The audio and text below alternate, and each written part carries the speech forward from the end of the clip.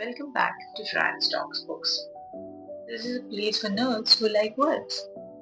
As a certified bookworm, I always find pleasure in talking about books I like and believe it's my duty to talk about books that I don't like. I mean, if I don't tell people what not to read, how will they know? Come, join me in my journey through the wonderful world of fantasy and fiction. I talk about books every week here. If you like what you hear, please share the good word with all your friends and family. And for some reason you don't like what you hear, feel free to discontinue. Let's get reading. This one is for my best friend. Most of us have friends. Few of us are blessed with good ones. And fortunate ones are lucky enough to find the best ones. I'm blessed to be in the later category. My best friend is my friend, philosopher, and guide. He's been my rock for almost 2 decades. I wrote this review because he asked me to do it. And it turned out to be one of my finest reviews yet. I truly believe it needs to be shared. Here it goes. If you ever had a friend, or rather a best friend, whom you managed to hold on to, stay in touch with over the years, even when life has taken you two in different directions, you will love reading Cecelia Ahern's Love, Rosie. The book was released with 2 other titles.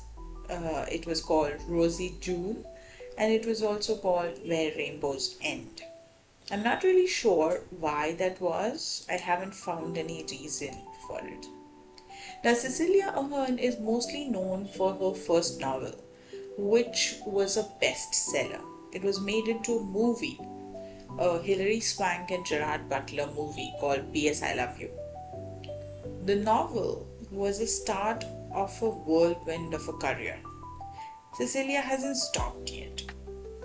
Her following novels were not as famous as the first one, but trust me, her books are amazing.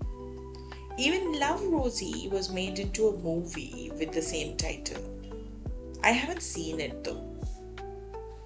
I had sworn off Cecelia after reading P.S. I Love You, because P.S. I Love You was a total emotional roller coaster. But like all bad things in life, her books keep beckoning me through the shelves of the bookstores, and I keep falling into temptation and buying them, only to renew my resolution of swearing off her books because they are extremely emotional. Somehow, with every book she writes, she makes it a point to touch upon a facet of human emotion and life that we tend to overlook. Take, for example, the novel that we are talking about, Love, Rosie. Now, we all had friends in school, We had that one favorite friend who we chatted up and passed chits while classes were running. The one friend that we shared our food with or gossiped about what we saw our elder brother doing after school. Someone who we thought was bound to be around with us for our lives. After school, when we went to college, most of us have had a different best friend. Once again, this classmate that turned our partner in crime. Bunked college together, went to movies, had an occasional booze session at a friend's house. When life turns towards a career, friends moved away and faded into memories. How many of those best friends are you still in touch with? And I'm not saying via social media. I'm simply asking how many of you actually call that friend or stay in touch with emails or messages or meet face to face. That's where Cecelia Ahern's Love, Rosie takes us. Down the memory lane when life's biggest decision was between finishing school assignments and watching TV, where friends were supposed to be someone who shared your fears of falling in great exams. Only difference is that the protagonist in this novel Rosie Doon and Alex too, they actually managed to hold on to each other through the thick and thin of their lives. Now, Love Rosie is an epistolary novel. It's set in Ireland and two best friends, Rosie and Alex.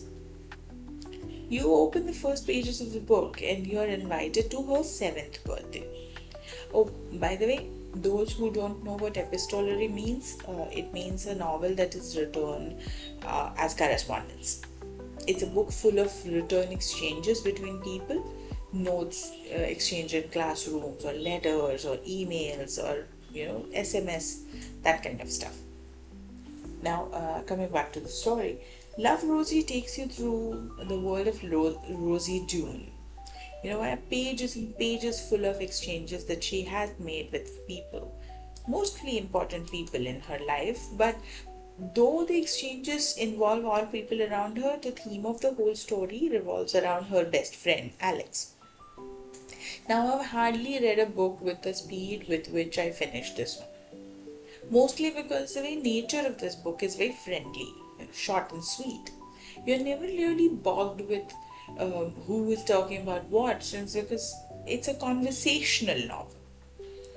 A span of a lifetime, almost half a century, rushed through the 500 pages of the book, and you're taken into the stream without even realizing and you were gone. You get to meet both of them at the age of 7 years, and then you get to grow old with them till ripe old age of 50. Now you get to see them falling in love, falling out of love, into marriages, childbirths. You get to see them loving each other and experience the nervousness of not realizing that it is love. You get at the edge of your seat wondering, why are they not telling each other? And by the time you reach middle of the book, you are too exhausted from being involved in the story. You smile at their goof ups, worry about them making mistakes, smile with them, cry along with them. You feel the happiness that shines through their faces. You feel the moisture that it glistens in their eyes when their life hits them. By the time the 500 pages of the book are over, you're almost feel content. Content to know that destiny sometimes takes a longer route, but it reaches its destination. Happy that things are falling in place, upset that life took so long to correct a simple mistake, and sad that the book is actually coming to an end. Once again, you realize how wonderful it is to have a best friend. Somebody who understands you without words, somebody who listens to you when you're cribbing about life, somebody who shares the joy of just sitting on the porch with you without talking. If you ever had such a friend, do read Love Rosie and share the warmth with somebody that you love. Because I just did, and it's a wonderful feeling. Oh my, we are already at the end of this episode? I'm glad you stuck around. Don't forget to spread the good word. It's been an absolute pleasure to talk in your ears today. Catch you next week. Till then, stay happy, stay nerdy, and keep reading.